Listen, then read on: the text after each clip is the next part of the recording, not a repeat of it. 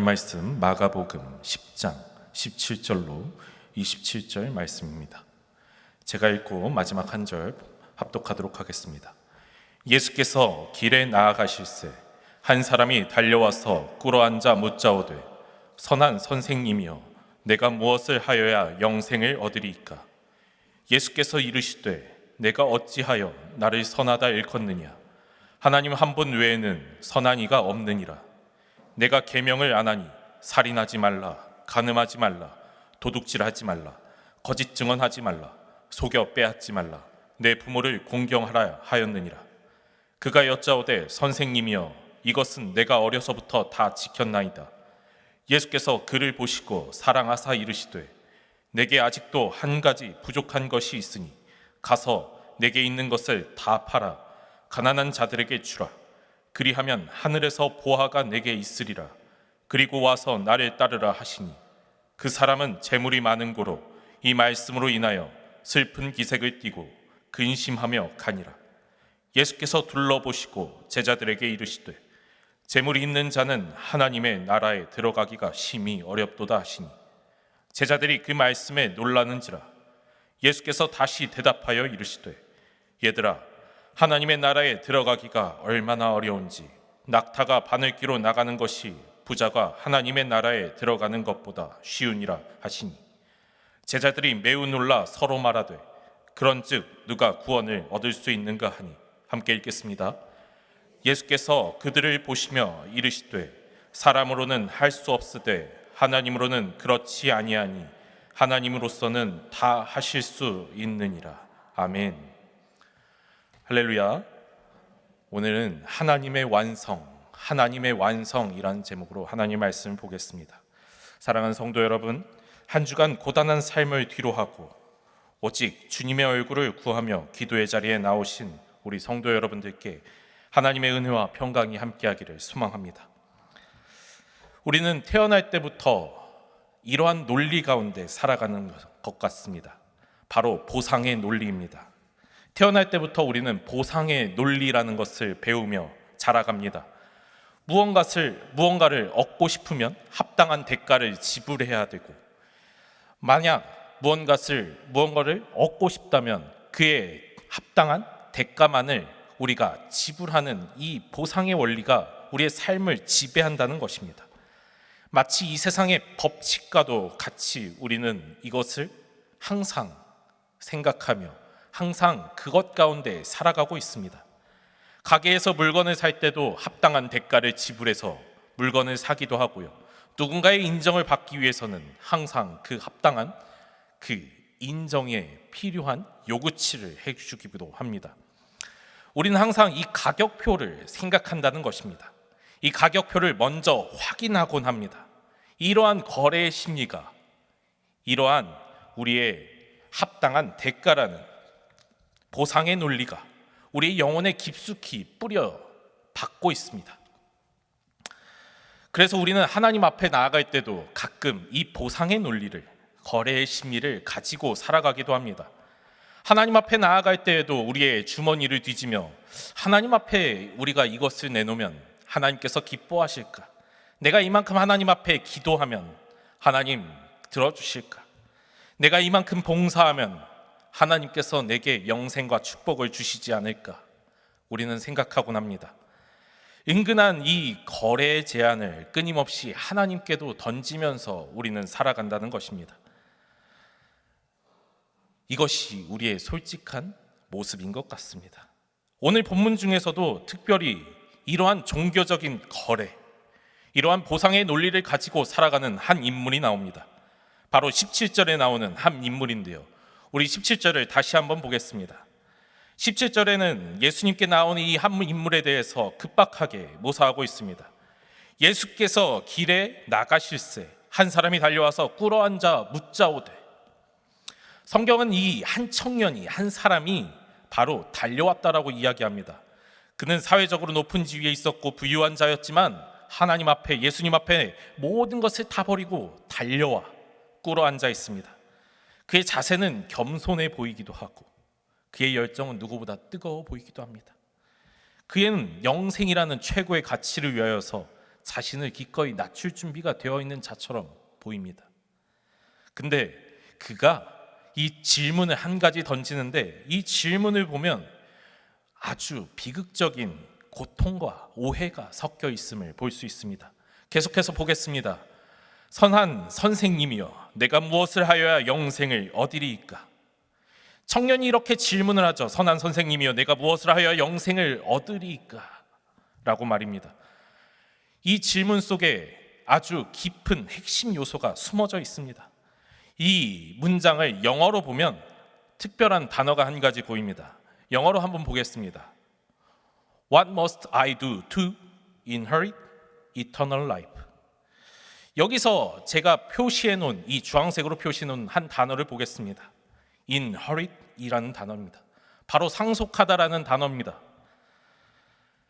그는 예수님께 이렇게 묻고 있는 것입니다. 예수님, 제가 무엇을 해야 됩니까? 영원한 생명을 상속받기 위해서는 말이지요. 예수님, 제가 무엇을 해야 합니까? 무엇을 상속받아야 됩니까? 이 상속이라는 단어를 한번 보겠습니다. 이제 지워주셔도 됩니다. 상속. 여러분, 상속은 누가 받습니까? 바로 나와 관계된 자가 받습니다. 아무 관계도 없는 자가 무언가를 해서 받는 것이 아니라 나와 특별한 관계가 되어 있는 자녀와 나와 특별한 관계가 되어 있는 부부가 나의 핏줄이 받는 것입니다. 상속은 무언가를 해서 따내는 성과급이 아니라는 것입니다. 상속은 오직 관계를 통해서만 주어지는 것입니다. 아버지가 아들에게, 부모가 자녀에게 거저주는 유산이라는 것입니다. 이 청년의 모순이 무엇인지 이제 깨달으셨습니까? 바로 이 청년은 상속을 이야기하고 있지만 무엇을 하여야 하는지 찾고 있다는 점입니다. 이 청년은 상속이라는 단어를 쓰면서도 정작 그 방법은 내가 무엇을 하여야 합니까? 라고 예수님께 묻고 있는 것입니다. 영생조차 자신의 노력과 열심으로 살 수 있는 상품으로 여기고 있는 것입니다. 어느 순간 영생이라는 가격표를 매겨서 내가 어떤 대가를 지불해야 됩니까? 라고 이야기하고 있는 것입니다. 그는 하나님을 아버지로 대면한 것이 아니라 마치 거래처 직원처럼 내가 이만큼 실적을 냈으니, 내가 이만큼 했으니, 아니 무엇을 더 해야 영생을 얻을 수 있습니까? 라고 나가고 있는 것입니다. 때때로 우리 안에도 이런 종교적인 거래의 심리가 생기곤 합니다. 구원은 내가 쌓아놓은 마일리지로 상품을 사는 것이 아니라 하나님의 자녀로 얻는 신분임을, 하나님의 자녀이기 때문에 얻는 선물임을 우리는 기억해야 합니다. 우리는 이 자기의라는 질병을 해소해야 합니다. 아담 이후로 모든 인간은 자기의라는 질병을 얻곤 했습니다. 하나님, 제가 무엇을 하면 되겠습니까? 말씀하십시오. 제가 해내겠습니다. 라는 이 자기의라는 질문 앞에 오늘 말씀을 두고 출발해 보길 소망합니다. 과연 우리의 열심이 하늘의 문을 열 수 있는 열쇠가 될 수 있을까요? 예수님은 오늘 이 질문을 던지는 청년에게, 동일하게 이 질문을 품고 있는 우리에게 아주 고통스럽지만 또 은혜로운 대답을 들려주고 계십니다. 너는 할 수 없다. 이렇게 말씀하고 있습니다. 오늘 말씀을 통해 우리가 붙들고 있는 낡은 거래의 장부를 벗어버리고 하나님의 참된 구원을 얻기를 소망합니다. 예수님께서는 무엇을 하여야 영생을 얻으리일까 묻는 이 청년에게 그 듣고 싶어하는 대답을 한 가지 들려주십니다. 19절과 20절 말씀입니다. 19절과 20절 말씀 한번 보겠습니다. 내가 계명을 안 하니 살인하지 말라, 간음하지 말라, 도둑질하지 말라, 거짓 증언하지 말라, 속여 빼앗지 말라, 내 부모를 공경하라 하였느니라. 그가 여짜오되 선생님이여, 이것은 내가 어려서부터 다 지켰나이다. 예수님은 십계명의 후반부, 즉 인간관계에 대한 이 계명들을 나열하고 계십니다. 이 청년의 대답이 더 가관이지요. 그는 조금의 망설임도 없이 이것은 내가 어려서부터 다 하고 있습니다 라고 대답합니다. 여기서 지켰다라는 말, 이 지켰다라는 말은 단순히 행했다, 내가 행하고 있었다라는 수준을 넘어서 철저하게 감시하고 파수꾼처럼 지키며 지켜왔다는 자부심이 섞인 표현을 하고 있는 것입니다. 그런데 여러분, 이 청년이 이 계명을 얼마나 잘 지켰을까요? 타락한 인간이라면 우리 말씀을 열심히 공부해온 우리 성도님들이라면 잘 알 것입니다. 이 계명을 지키는 것 사실 단순하게 보면 지켰다라고 할 수 있겠지만, 이 계명이 지키고 있는, 계명이 말하고 있는 참 의미, 하나님을 사랑하며 하나님 안에 이 계명들을 지켜나가는, 전적 타락한 우리 인간이 절대 지킬 수 없는 이 모든 것들을 지켰다라고 고백하는 것, 그 고백을 할 수 있겠습니까? 하지만 청년은 이렇게 고백합니다. 나 이거 지켰습니다. 예수님 이거 잘 지켰어요 라고 당당하게 이야기하는 것입니다. 예수님께서 말씀하신 진짜 의도는 무엇이었을까요? 이 계명을 잘 지켰다라고, 잘 지킨 것을 알고 있다라고 칭찬하시기 위해서겠습니까? 그 의도가 있었겠습니까? 아닙니다. 그저 이 계명을 너에게 왜 주었는지 생각해 보라. 이 계명을 그저 문자적으로만 지켜서 네가 구원을 얻는 것이 아니다 라는 질문을 하기 위해서였습니다. 그런데도 이 청년은 종교적 열심이라는 안대에 눈이 가리워져 하나님 앞에 자신이 얼마나 비참한 자인지 보지 못했던 점을 알아야 합니다. 우리도 이 말씀 앞에 다시 한번 질문해 보길 소망합니다. 우리는 왜 하나님 앞에 말씀을 지키며 살아가고 있습니까? 만약 우리가 하나님 말씀 앞에, 이 계명 앞에 구원을 얻기 위하여서 그저 하나님께 인정받기 위해서, 나의 욕심을 채우기 위해서 계명을 지키고 있었다면 그것은 복음이 아니라 그저 종교적인 행위에 지나지 않음을 우리는 알아야 합니다. 그것은 우리 안에 끊임없는 불안과 교만을 낳는 죄악된 행위임을 알아야 합니다. 우리의 신앙은 명확합니다. 하나님께서 우리에게 이 계명을 주신 이유는 명확합니다. 계명을 잘 지켜 행하라 라는 그 의미 이상의 하나님께서 우리의 거부할 수 없는 은혜를 주시기 위하여서, 하나님께서 우리에게 얼마나 철저하게 죄악된 존재인지 깨닫게 하시기 위해서, 하나님의 사랑이 얼마나 필요한 존재인지 깨닫게 하시기 위해서 우리에게 그 계명을 주셨음을 우리는 알아야 합니다. 우리는 그 계명을 지키기 위해서 살아가는 것이 아니라 그 계명으로 인하여 우리는 나약한 존재임을 하나님 앞에 고백하며 살아가야 합니다. 나는 계명을 지켰습니다라는 당당함보다 저는 계명 앞에 날마다 무너지는 죄인이기 때문에 오직 주님의 은혜로 살아갑니다 고백해야 됩니다. 이러한 정직한 고백 가운데 하나님의 구원이 임하는 것입니다. 이러한 정직한 고백 가운데 하나님의 사랑이 주어지는 것입니다. 오늘 이 순간 하나님 앞에 다시금 이 계명으로 돌아갑시다. 하나님을 위해서 우리가 무엇을 할 수 있는가 보다 하나님 앞에서 내가 아무것도 할 수 없는 존재임을 고백하며 하나님의 평강을 누리는 우리 평강의 가족들이 되시길 소망합니다. 자신의 계명을 잘 지켰다라고 자부하는 이 청년에게 예수님은 또 한 가지 삶의 근간을 건드시고 계십니다. 21절과 22절 말씀입니다. 다 같이 한 목소리를 읽어보겠습니다. 예수께서 그를 보시고 사랑하사 이르시되 내게 아직도 한 가지 부족한 것이 있으니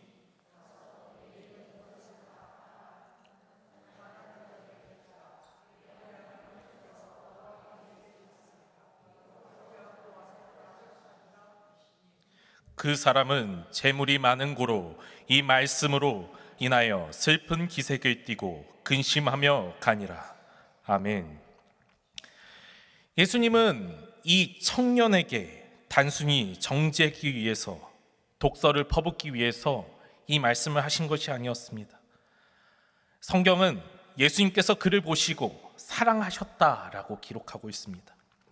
예수님은 이 청년을 조롱하거나 비난하려 하신 것이 아니었다라는 것입니다. 도리어 그를 너무 사랑하기에, 너무나도 그 영혼을 짓누르고 있는 것이 안타깝기에 그를 위하여 이 말씀을 하신 것입니다. 예수님은 그가 율법의 짐 아래에서 얼마나 허덕이고 있는지, 그가 의지하고 있는 것이 얼마나 헛된 것인지, 그의 영혼을 갉아먹고 있는 것이 얼마나 안타까운지 긍휼히 보셨다는 것입니다. 그래서 그는 그 재물을 팔아서 베풀라라고 예수님께서 말씀하십니다. 가짜 신에게서 벗어나 진짜 구원자를 따르는 우상을 버리는 그 일을 하라고 말씀하시는 것입니다.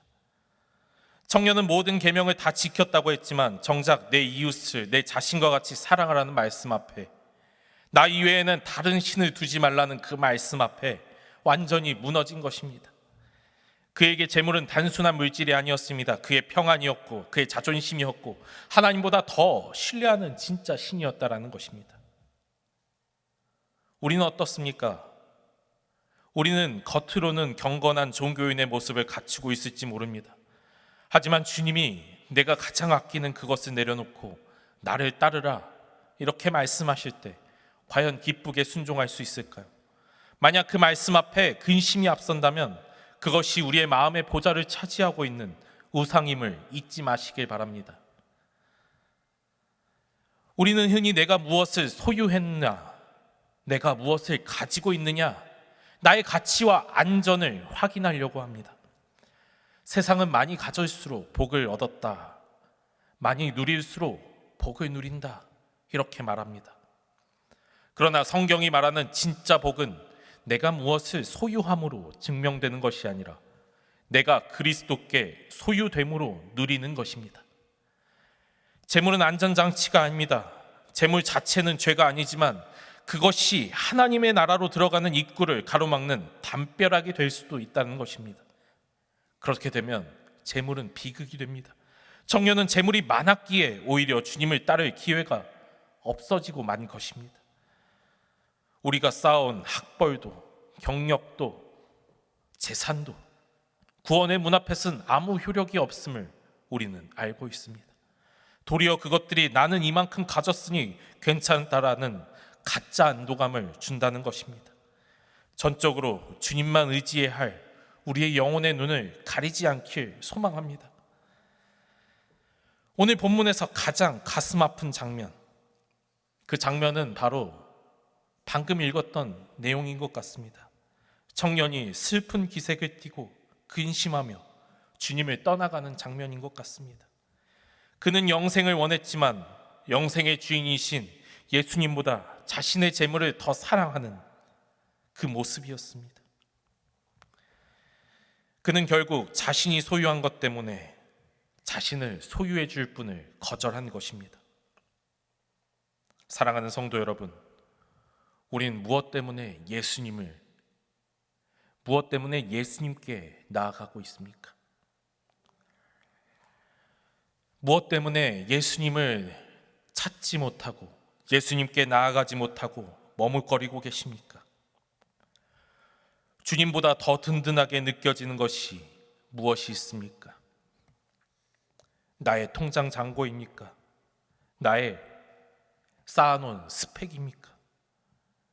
내가 사랑하는 것들이 무엇이 있는지 지금 한번 내려놓길 소망합니다.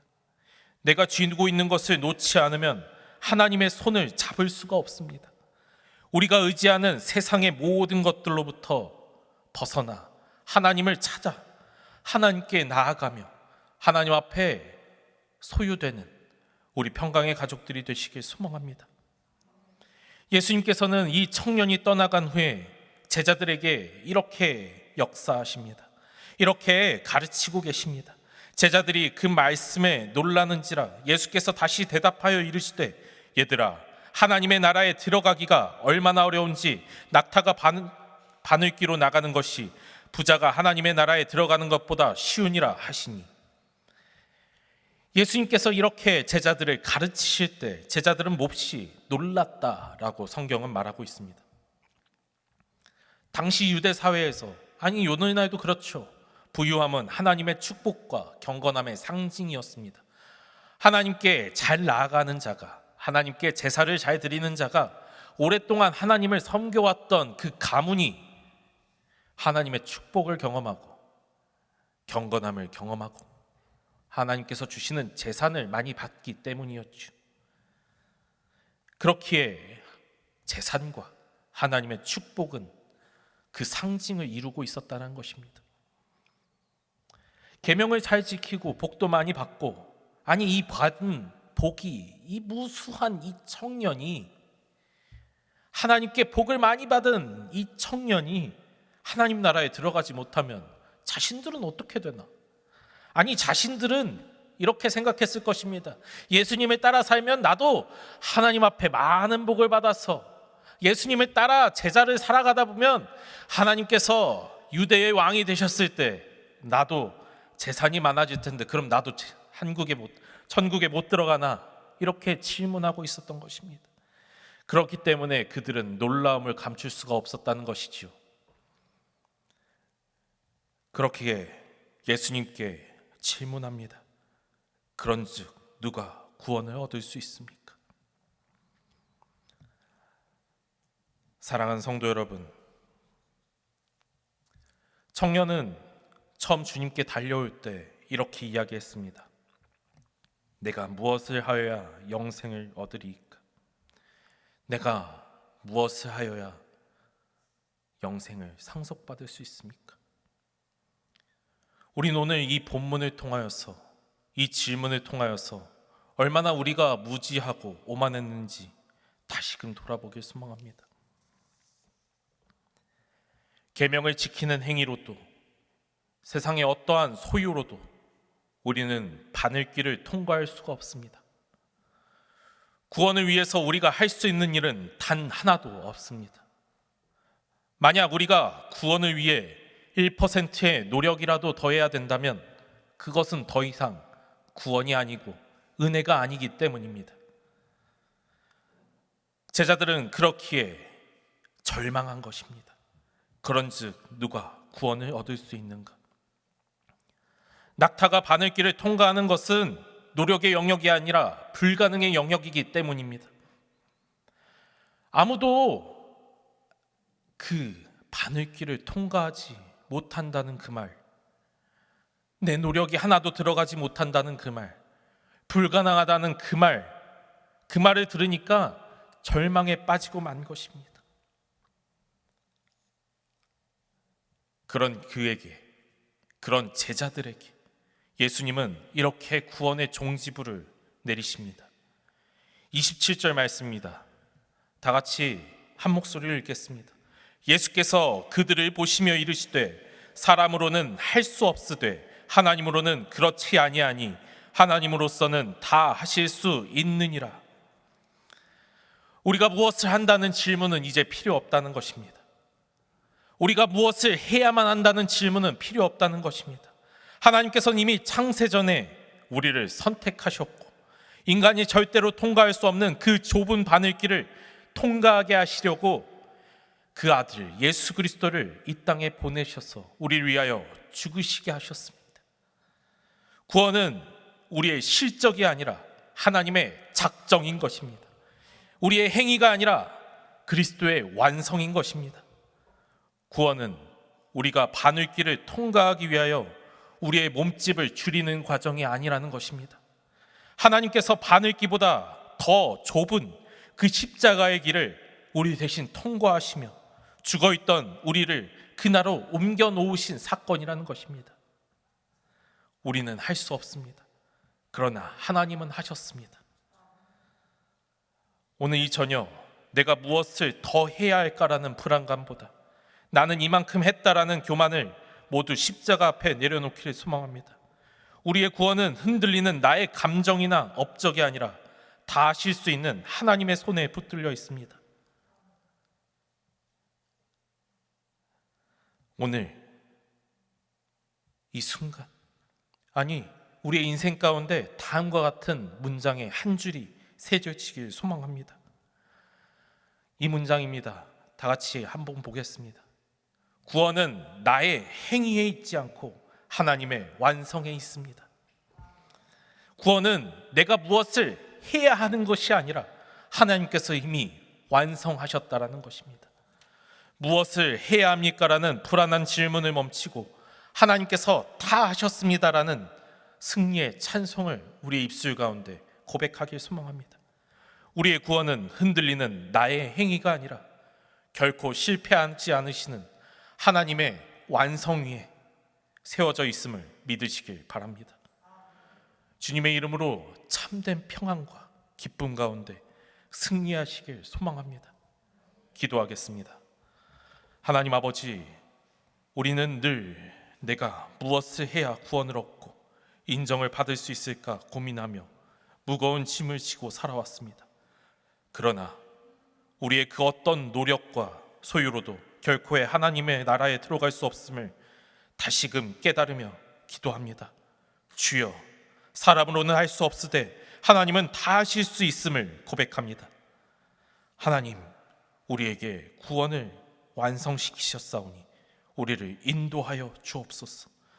하나님의 은혜 가운데 살아가길 소망합니다. 주여, 우리 가운데 은혜를 더하여 주옵소서. 하나님의 자녀된 권세 가운데 참된 평강을 누리게 하여 주옵소서. 감사드리며 이 모든 말씀 예수님의 이름으로 기도드립니다.